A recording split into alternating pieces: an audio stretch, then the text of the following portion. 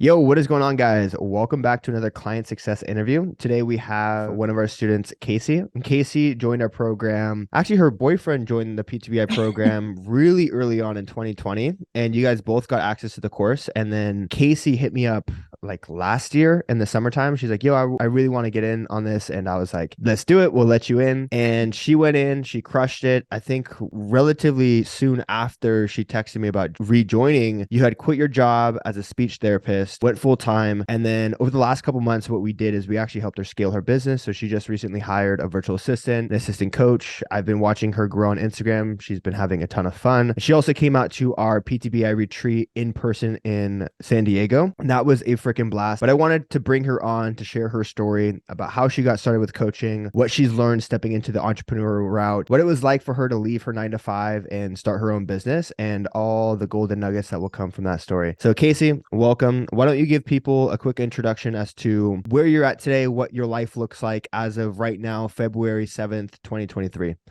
I am the owner of Complete Coaching. I have my own business, like you said. Actually, I have three employees. One is a mindset coach who I contract out to, which just allows me to collaborate a little bit more in that area. I'm engaged to be married. Nice. So that's coming up Congrats. soon, planning my wedding. And yeah, that's me. Awesome. Awesome. So take us back to the beginning. How did you get into fitness? How did you find your passion for fitness? Because you were a speech therapist beforehand, pro bodybuilder. So, what was that journey like starting from the very beginning? I probably should have mentioned that in my intro that I am an IFBB bikini pro. I really got into fitness was more so of a fluke. My roommate in college loved lifting weights, and I would just kind of go there with her and just do it for fun. And one day I was at the gym and a guy asked me if I do competitions. And I was like, what the heck's competition? And 3 months later, I was on stage winning my first show. Wow. And from that moment on, I just fell in love with fitness, fell in love with how you can transform your body. And that first competition genuinely changed my entire life. I love it. I love it. Yeah, and that's honestly pretty ballsy to, walk into the gym with a friend of yours, not really knowing what you're doing, and then 3 months later being on stage. That's a huge growth curve. But when you won your first show, what was your vision for yourself? I know you said you were in college. What year in college was this for you? So I did my first show after my second year of college. I actually did my undergraduate degree in 3 years. Mhm. So it was like right before my senior year. I wasn't really thinking that I wanted to do fitness. I knew right away that I wanted to turn pro in bodybuilding. That was my goal right off the Mhm. bat. I knew I needed to build muscle, but I'm also really passionate about speech language pathology. So I knew I was going to be going to get my master's degree in that field, continuing to pursue my career in bodybuilding. So what was it like then pursuing your career in speech pathology? You ended up finishing college, which is great. I'm assuming you got your master's as well, correct? Yep. Awesome. So what was your first few years like, working the traditional route, essentially living the dream in that sense, to eventually coming to a point to where you're like, okay, I need to expand into coaching. I need to start my own business. What was that journey like for you? One of the main reasons that I took a job in the public school system as a speech therapist was so that I could do coaching and focus on bodybuilding in the summers. I was like, have my summers off. I can coach some girls if I want to on the side. I can compete and travel and do that aspect of my life. At that point, once I earned my pro status, I had a few girls reaching out to me for coaching just because I turned pro. You kind of have a little bit of credibility when you get that title. So at that point, I was just doing it part time, working my 9 to 5, going to the gym, going home, doing what I could for fitness on Instagram and for my clients. What was your vision like at that time? Did you know you wanted to start a coaching business? Were you happy and content? Were you like, I'm this life is perfect, or did you want something more at that point? I don't know, to be honest. I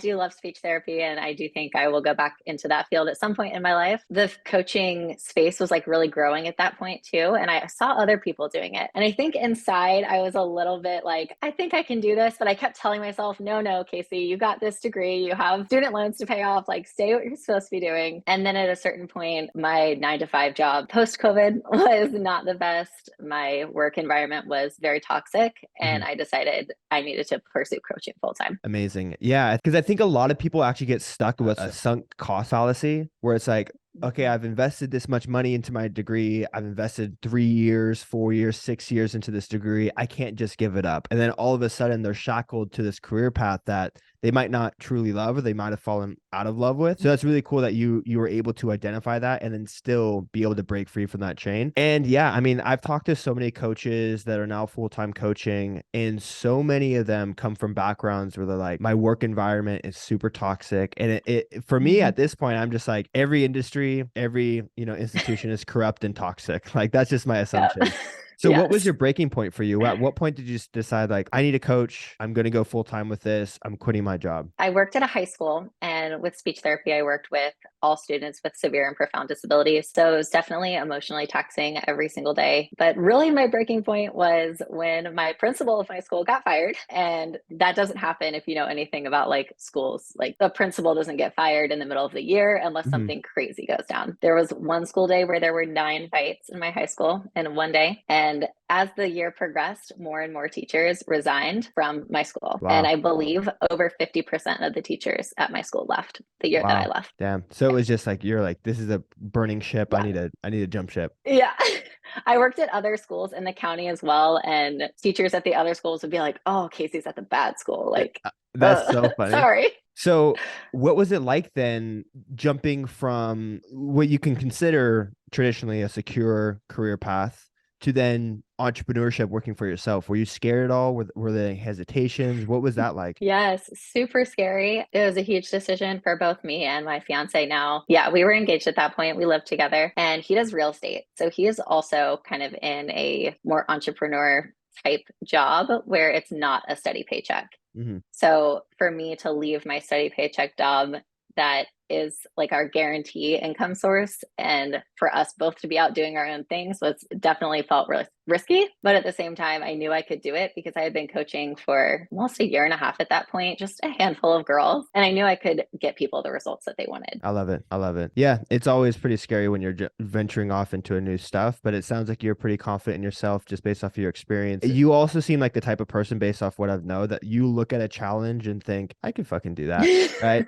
Yeah. And so you almost took it on as a personal challenge. What were some of the things that you learned, going through business? Maybe some things that you thought would have been easier, maybe some things that you thought would have been harder. And then now, when you look into an opportunity, you have an assumption of like, this is how I think it's going to go, or this is how I think it works. And then when you get in it, you actually see kind of like the inner workings of like what it's like to be your own boss, run a business, make an income for yourself. And you're like, oh, this is how it actually works. So what were some of the things that you learned after starting your business about yourself and about, business in general? Definitely things I learned about myself as I started to realize that I liked a lot of the aspects of business and owning a business that I didn't think I would like. I actually really love sales calls. Mm. And I did not think I was going to like them. I was all scared when I first reached out to you, Zach. And I was like, I don't know how to do a sales call. And you told me to reach out to Ryan. And I got on his calls really early on. And at a point, I stopped going to them because my calls were going so well and I really loved them. So that was definitely something unexpected. Biggest like challenges I would say were like really putting myself out there on social media was something I wasn't used to, Mhm. because I really built my personal brand around bodybuilding and around my own fitness journey. And so now I had to learn how to talk about my offer, talk about how I've helped other people, really posting to generate leads rather than just posting to inspire other people, which I mean, that's great too, but you need a mix of both. I love that. Those are some good tips. And I'd like to dive into the sales call stuff. What do you think was so nerve-wracking about sales calls for you in the very beginning? And what do you enjoy about them now? Like, what's your perspective going into a sales call that's now different than when you first started that makes you excited for it? Yeah. So when I first started,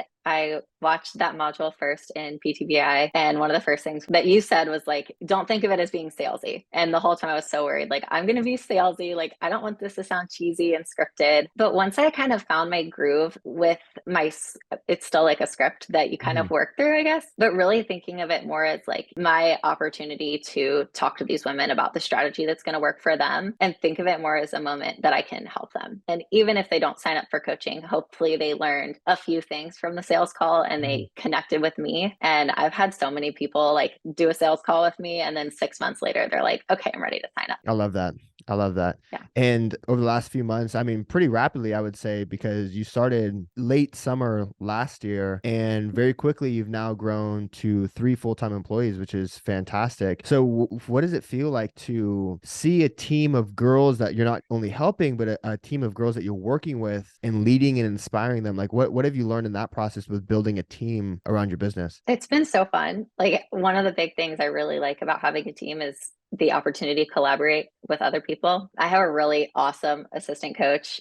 You mentioned her name's Maddie, Mhm. and she had a business herself before and just kind of didn't want to step into that leadership role, like thought she was more suited to support, which is actually great because I love bouncing ideas off other people. She's always there for me to kind of collaborate. We'll bounce ideas back and forth. She'll ask me questions, I'll ask her questions, and we just mesh really well together. So that's been Great. really fun. Yeah. And I know you guys have collaborated. I've been able to see you guys collaborate in real life. Have you guys done an in-person meetup with your clients yet? No, I want to so bad. Gotcha. It'll be so That's fun. definitely the next on the hit list for you. Question I wanted to ask you, because you brought up PTBI a couple times. So I'm going to put a shameless plug. Obviously, you went through PTBI. You went through both PTBI 2.0, PTBI Takeover. How did that help you with your journey with starting coaching? Because you had said that you'd taken on a couple clients in the past. And, I figure anyone could take on clients, have some hobby clients they have on the side and stuff. But how did PTBI help you get to the point to where you're at now? I think it really took me from just being like someone's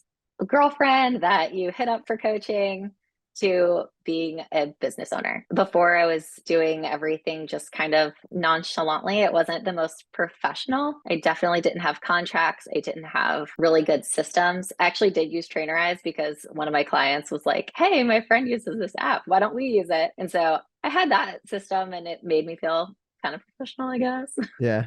But yeah, I felt like more like their friend rather than their coach. Gotcha. And now you feel like you're established, you have the authority, you know what you're doing. Yes. Yes.